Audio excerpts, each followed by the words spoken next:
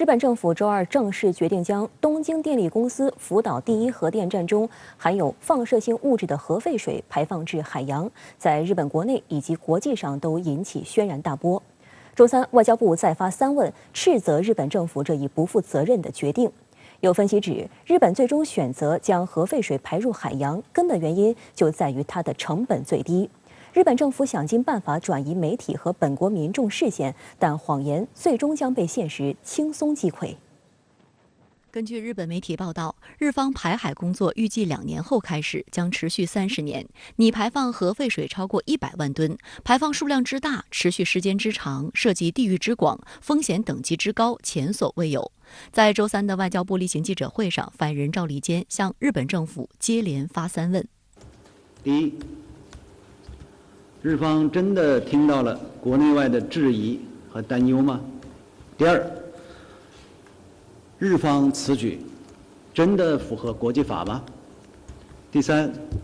日方拟排放的核废水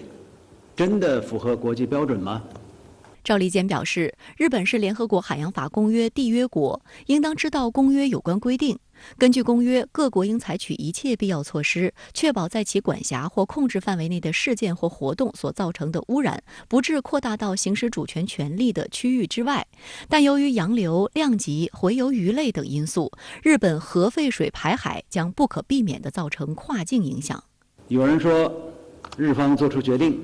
征得了美方的许可。我要强调的是，美国的许可不等于国际社会的许可。美国居然还对日方表示了感谢。既然美方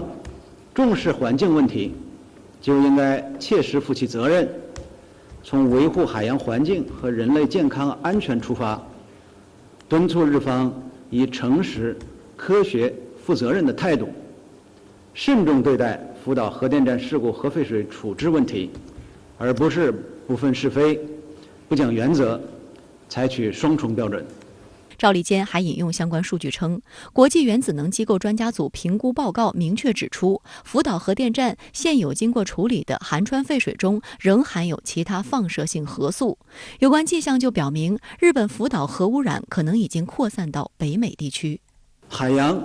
不是日本的垃圾桶，太平洋也不是日本的下水道。日方处理核废水，不应让全世界买单。至于你提到的，日本个别官员称这些水喝了也没事儿，那请他喝了再说。日本水俣病因见不远，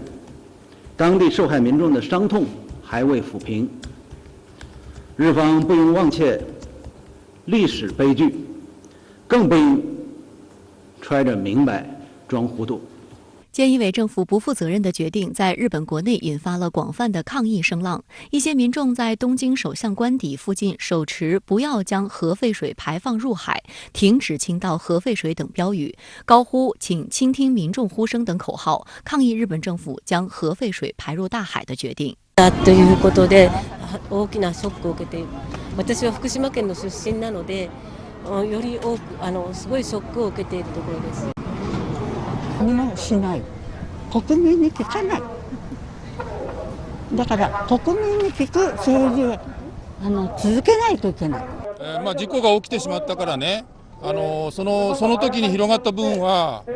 除染するとかして少しずつ縮めていくんだけれど、その事故の後にですね、汚染を広めていくようなね、愚かなことはやめてもらいたいと。